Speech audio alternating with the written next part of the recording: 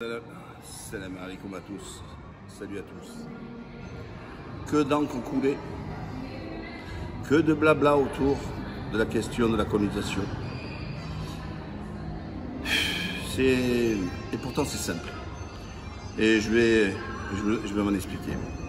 Déjà au départ, c'est vrai que le Maghreb faisait un seul et même territoire. La France qui a intervenu en 1830 dans une poussée pour essayer de galvaniser un petit peu le peuple. 1830 c'est Alger, Oran, Constantine. Et puis la totalité de l'Algérie 1848. Pour finir justement, grâce à la victoire des résistants algériens, l'indépendance prônée par le général de Gaulle en 1962. C'est très important ce que je vais vous dire. Déjà,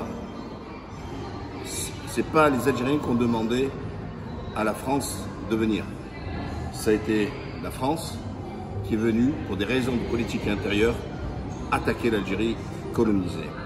Je virais de ces terres les Algériens pour y installer les colons, notamment espagnols et italiens, donc européens en plus, et naturellement des Français métropolitains. Donc déjà, il y a eu de la violence, il y a eu des assassinats, il y a eu un vol de terre. Et ensuite, il y a eu justement le code de l'indigénat. C'était pas les mêmes droits. Quand on vient nous raconter du pipeau, soi-disant que c'était positif, il n'y avait rien de positif. D'ailleurs, il y a eu le décret Crémieux.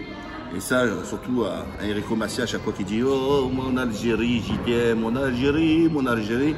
Non, t'aimes rien du tout, parce que sinon tu aurais dénoncé le décret Crémieux. Qu'est-ce que le décret Crémieux? Le décret Crémieux a fait en sorte que les Juifs n'étaient plus au même niveau que les Algériens musulmans, mais qui devenaient au même statut que les Français métropolitains chrétiens. Vous voyez, quand on vient nous saouler sur la laïcité, vous avez bien fait, rien que le fait que l'Algérien l'autochtone soit musulman, eh bien, il y a un traitement différencié par rapport aux chrétiens et aux juifs. On est contre un décret lié à la religion, de faire en sorte, alors que s'il n'y avait pas eu le décret Crémieux, les juifs seraient encore présents en Algérie. Vous voyez, déjà ça, mais ça ils n'en parlent pas de ça, bien sûr il ne faut pas. Hein, 1905, la laïcité aussi, elle était valable pour la métropole, mais surtout pas pour les départements d'outre-mer. Et l'Algérie est un département d'outre-mer. Et pourtant, la laïcité ne s'appliquait pas. Pourquoi?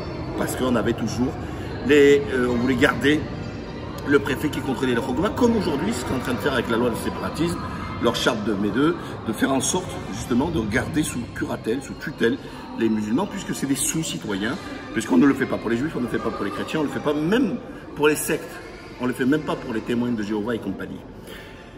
Pour revenir au truc, je ne vais pas rentrer dans les détails. Moi, ce que je sais, c'est ce que père son âme, mon père m'a raconté, c'est ce que ma mère m'a raconté, et ça, pour moi, c'est ça l'histoire. C'est ce que eux, ils ont vécu, les rafles. Mon père est resté, je ne sais pas combien de jours, 2 jours, avec tous ses potes à Aïn Mouchent, et ils dormaient dehors comme des chiens. Et puis, parce que pendant cette période-là, ils faisaient des rafles, voilà, torture massive. Quand on envoie des personnes en hélicoptère, on les balançait. Quand on les remplissait d'eau et on leur mettait des coups de bâton sur le ventre. Quand on leur mettait l'électricité. Quand il a été utilisé le napalm. Enfin voilà, une barbarie qui a été faite. Donc venez pas me raconter que tout ça, ça a été positif et me dire que sous prétexte que le FLN, lui, a commis des horreurs, ben, il a riposté, mais alors c'est pas disproportionné, puisque c'était minoritaire par rapport aux dégâts. Quand des civils face à des militaires armés jusqu'aux dents, etc.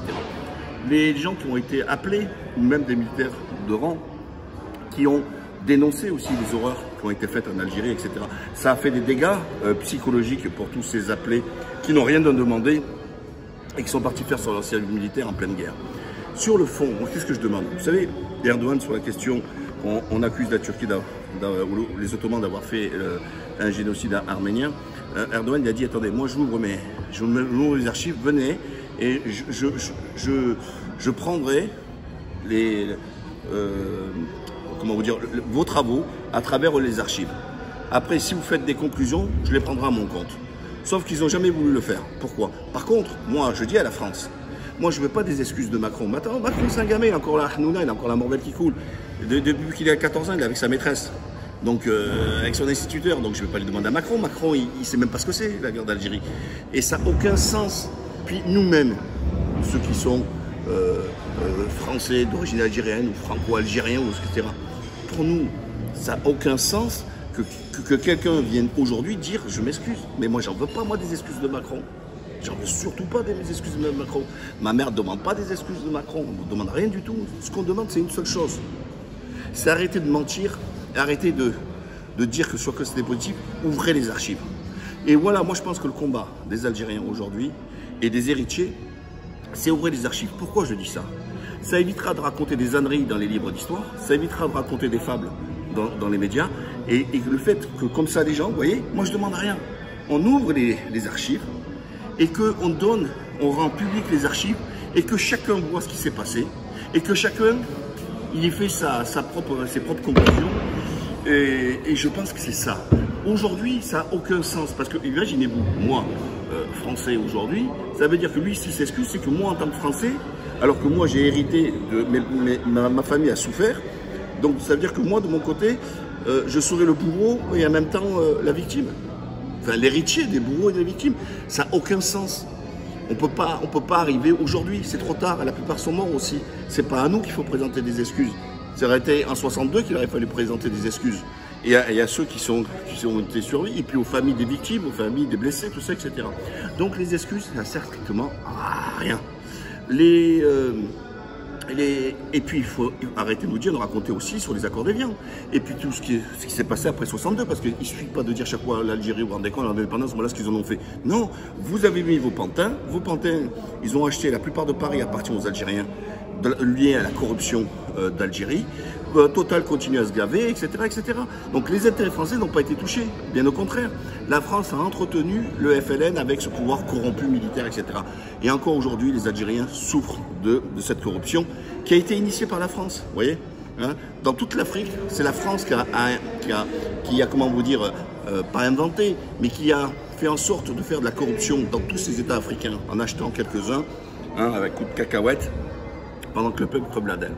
Donc voilà, moi ce que j'ai aujourd'hui, ce que je demande, c'est de faire en sorte que les archives sont ouvertes, que chacun en tire ses enseignements, qu'on voit ce qui a été fait. Mais pourquoi Macron ne veut pas la déclassifier? Pourquoi il ne veut pas faire en sorte qu'on ouvre les... Alors, vous savez, ce qu'on apprend à l'école, qui se sent morveux, qui se mouche. Donc si tu ne veux pas ouvrir, si les prédécesseurs n'ont jamais voulu ouvrir les archives, c'est que la vérité n'est pas belle à voir, et donc on ne veut pas montrer la vérité. Donc nous, ce qu'on demande, ce n'est pas des mots, des trucs, c'est la vérité. Et la vérité, elle se trouve dans les archives. Il faut ouvrir les archives nationales, etc. Que tous les Français puissent le voir. Voilà. Après, ça ne sert à rien d'être animé par une revanche. Il n'y a pas de match retour. Il n'y a pas de revanche. Il y a des faits historiques. Alors comment on peut, nous, aller juger l'histoire des Turcs avec les Ottomans, en parlant, en disant qu'il y a eu un génocide arménien? Il faut quand même hallucinant quand même. Alors qu'Erdogan a dit, écoutez, nous, c'est pas du tout les conclusions que nous avons, et je vous ouvre les archives pour pouvoir en juger, et personne ne veut y aller. Et là, nous, au contraire, on se permet de dire justement que l'Algérie, comme si c'est rien qui s'est passé, comme si c'était 2-3 mois par-ci ou par-cela. Non, on veut la cacher, la vérité. Or, ça a été vraiment une volonté. Alors, les termes génocide, ça correspond à quelque chose de bien précis. Mais des massacres de masse, ça oui, ça a été clair, net et précis.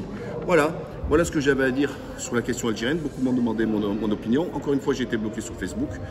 Je pense que dans quelques jours, ça va se débloquer.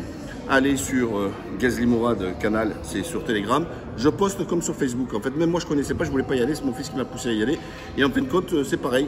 Je fais des posts, je peux faire des vidéos. Et là, je sais qu'il y a zéro censure parce qu'il n'y a personne qui contrôle quoi que ce soit.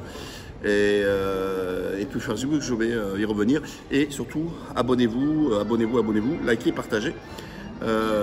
Parce qu'on ne va pas compter sur les médias pour défendre ses positions. À la prochaine, bye bye.